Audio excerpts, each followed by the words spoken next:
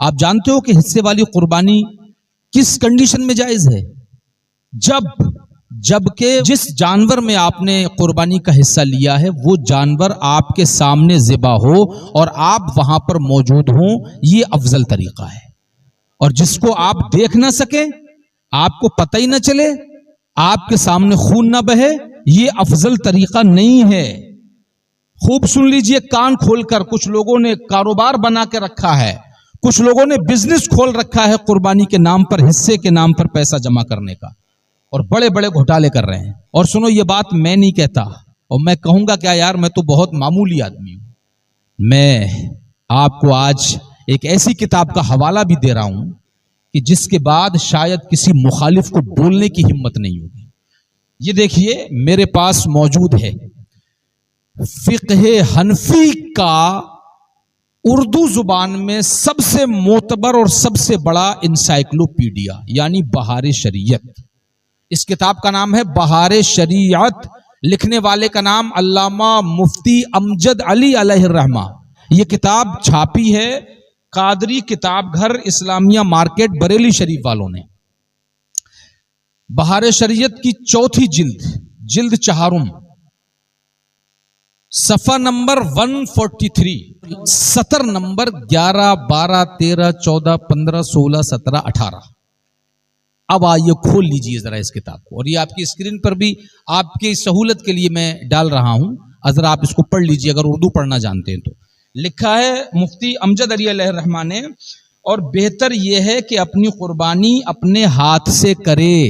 سمجھ رہے ہیں؟ بہتر یہ ہے، ہر چیز میں بہتر تلاش کرتے ہو نا، تو قربانی میں بھی بہتر تلاش کرو۔ اور اگلے سنیے، اگر اچھی طرح ذبح کرنا جانتا ہو اور اگر اچھی طرح نہ جانتا ہو تو دوسرے کو حکم دے کہ وہ ذبح کرے، مگر اس صورت میں بہتر یہ ہے کہ وقت قربانی حاضر ہو۔ سمجھے؟ ذرا غور کر لیجئے۔ 3 سال پہلے میں نے اس موضوع پر ایک اور ویڈیو بنایا تھا، تو لوگوں نے بڑے تان و تشنی کے تیر مجھ پہ برسائے تھے، لیکن میں نے پرواہ نہیں کی۔ اب میں دلیل کے ساتھ آپ کی بارگاہ میں حاضر ہوں۔ آگے بڑھتے ہیں۔ اسی کتاب کے اسی صفحہ نمبر پہ لکھا ہوا ہے، حدیث میں ہے، حضور اقدس صلی اللہ تعالی علیہ وسلم نے حضرت فاطمہ زہرا رضی اللہ تعالی عنہا سے فرمایا، کھڑی ہو جاؤ اور اپنی قربانی کے پاس حاضر ہو جاؤ کہ اس کے خون کے پہلے ہی قطرہ میں جو کچھ گناہ کیے ہیں سب کی مغفرت ہو جائے گی۔ یہ کس سے فرما رہے ہیں رسول اللہ؟ اپنی اس بیٹی سے جس کے بالوں کی سیاہی کو کبھی آسمان کے سورج نے بھی نہیں دیکھا، لیکن قربانی کے وقت کیا کہہ رہے ہیں کہ قربانی کے جانور کے پاس کھڑی ہو جاؤ۔ اللہ اکبر، ذرا غور تو کریں۔ اور آگے پڑھیے کیا لکھا ہے۔ اس پر ابو سعید خدری رضی اللہ تعالیٰ عنہ نے عرض کی، یا نبی اللہ، یہ آپ کی آل کے لیے خاص ہے یا آپ کی آل کے لیے بھی ہے اور عامہ مسلمین کے لیے بھی؟ فرمایا کہ میری آل کے لیے بھی خاص ہے اور تمام مسلمین کے لیے عام بھی ہے۔ اور جانتے ہو یہ مفتی امجد علی کون ہے؟ یہ وہ ہیں جن کو اعلیٰ حضرت امام احمد رضا خان نے علم کی مشین فرمایا، کہا میرا امجد علم کی مشین ہے، اور پھر خود ارشاد فرمایا اپنی شاعری میں، کہا میرا امجد مجد کا پکا، اس سے بہت کچیاتے یہ ہیں۔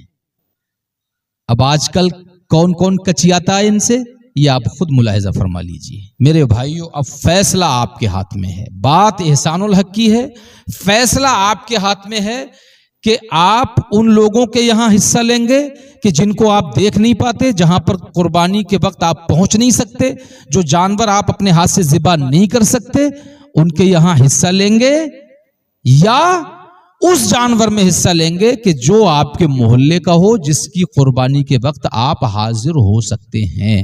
تو بس بات میں نے آپ کو سنا دی، فیصلہ آپ کے ہاتھ ہے، حق بات کہہ دینا یہ ہماری ذمہ داری ہے۔ اب چاہے کوئی کچھ بھی کہے، کتنا ہی مخالف ہو جائے، لیکن ان لوگوں کے لیے یہ بجلی بن کر کے گرنے والی بات ہے کہ جنہوں نے قربانی کو دھندا بنایا ہوا ہے، بزنس بنایا ہوا ہے۔ اس لیے تم نہیں جانتے کہ اس کے دور رس نتائج، دور گامی پریڑام کتنے خطرناک ہوں گے۔ کل کو گورنمنٹ بھی تو کہے گی نا کہ جب تمہارے یہاں دوسری جگہ پیسے بھیج کے کام چل جاتا ہے تو یہاں خون خرابہ کیوں کر رہے ہو، یہ بند کرو۔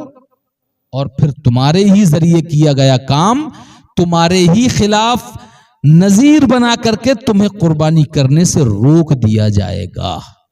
تب یہ ایجنٹ، یہ بزنس مین پھر تمہیں بتانے نہیں آئیں گے کہ تم نے ان کے کہنے پر کتنا موٹا نقصان کر لیا اپنا.